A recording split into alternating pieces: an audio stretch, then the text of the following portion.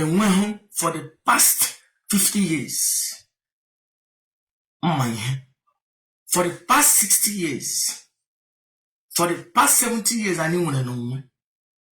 Enweghị onye nwoke nọ n'ala Igbo that has unraveled this. Onye ọbụla na-quote God of the Bible. Onye ọbụla na-quote Israel. Onye ọbụla na-quote Jerusalem.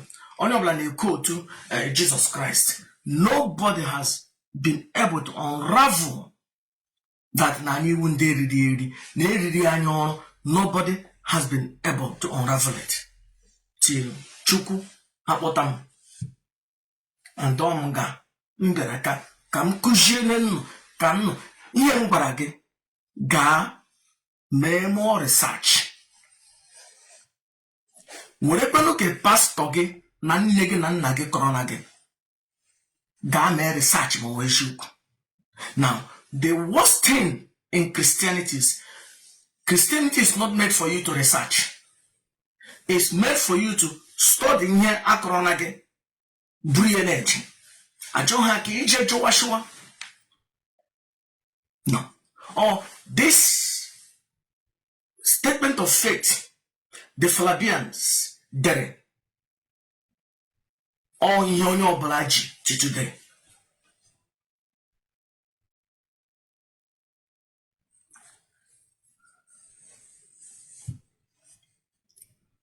Onwere onye 50 years ago n'ala Igbo, 100 years ago n'ala Igbo asị na onye ese na Chukwu na Jesus awụghị ofu ife. Enwe onye ọbụla wee quoting ihe slave masters kwuru till ma bata. Onye ọbụla wee quoting that ụka na ọdịnala ofu ife. Quoting the slave masters. Ele ihe mere ndị dia nwoke ndị wanụ ji dịrị iche. Maka na agụrụ m akwụkwọ karịa all these people. No. Itete n'ụra. And awaken the mind. A na-eri ya ọrụ. Ihe na-akụziri m ihe na ihe na ọgụrụ n'akwụkwọ awụ the same thing.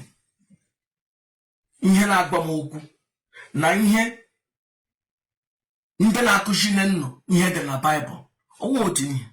First of all, when ụbụrụ gị dịrị na awakened, owu ihe niile Arab niile mmadụ kọrọ na gị ka ị ga-ege.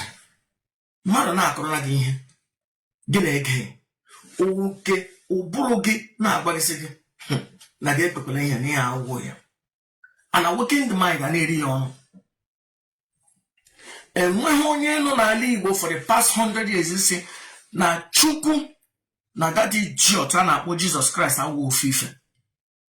Onye ọbụla quote Jesus Christ na Chukwu.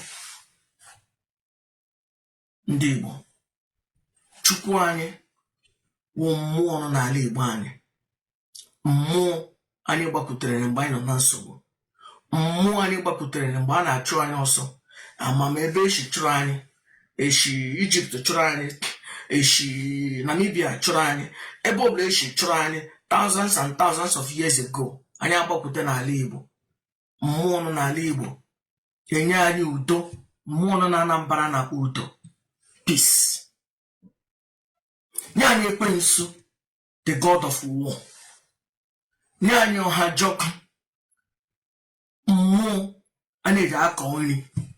Nye anyị mmụọ ndị ọzọ nyere anyị ji zuo ka emeghasị ndị Igbo.